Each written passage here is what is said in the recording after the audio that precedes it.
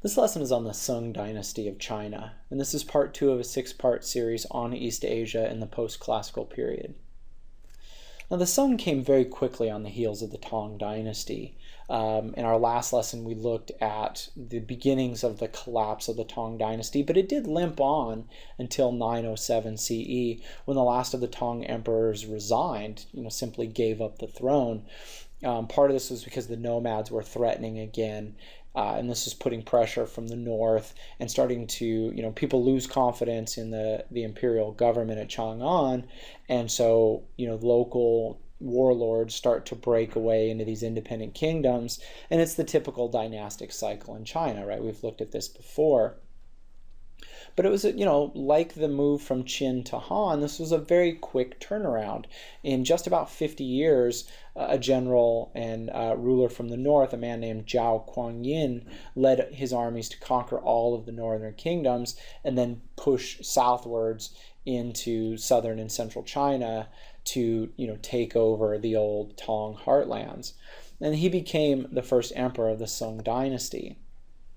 Right? And he faced threats from the north that continued, right? The Khitan peoples from Manchuria were a big threat to the Song. And you see up here, Manchuria is, well, I should start up here. Manchuria is like northeastern China. And part of these lands also include modern day Mongolia and the steppes, and even as far north as southern Siberia.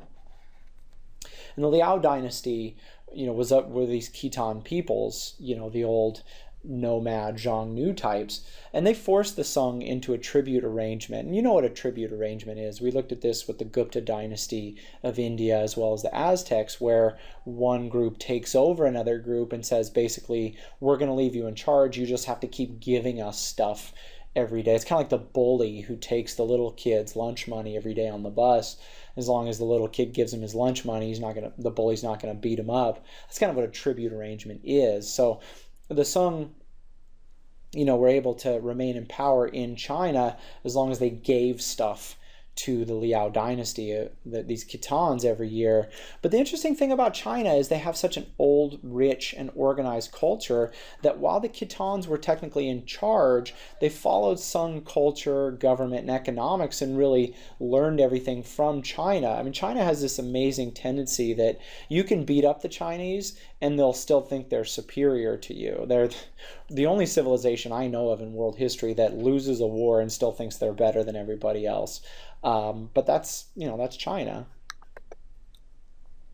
And the Song government was intentionally very weak. They tried to design a government that wouldn't fall to some of the powers that the Tang dynasty had.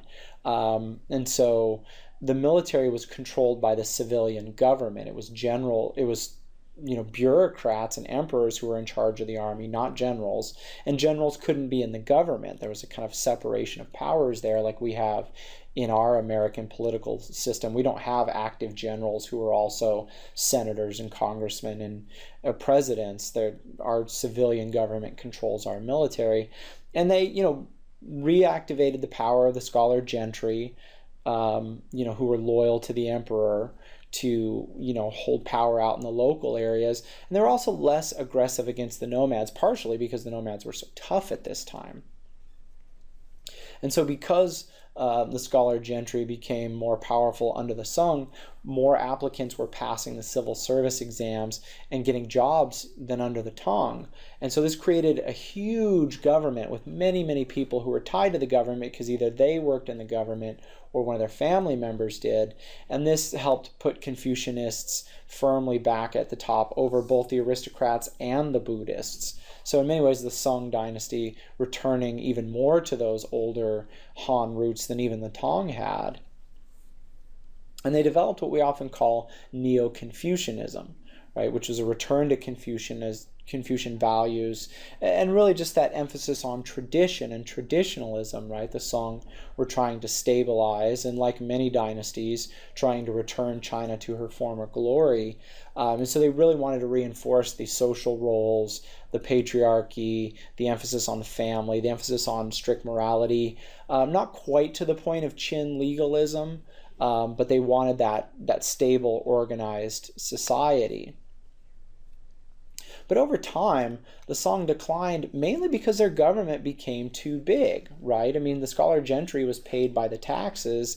If you have more people being paid by the taxes than actually making the money to pay the taxes in the first place, everything's going to be backwards. Your government's going to fail, right? Also, the military became too big, right? These threats from the Khitan as well as the Tang tribes of Tibet, which is to the south and west of China, those constant threats forced the Song to build up their military, and of course the military is paid out of taxes as well, and so you can see how this is a real drain on the economy.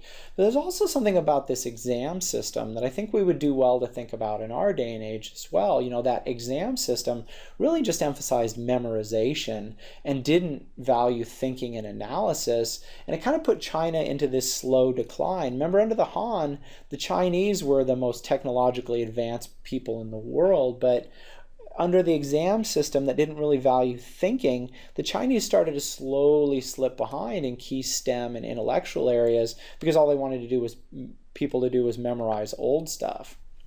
And then, of course, once the central heartlands of China become weak, the Nomads to the north are starting to wind up. And so, the politics of northern China and Manchuria had a big influence on the Song.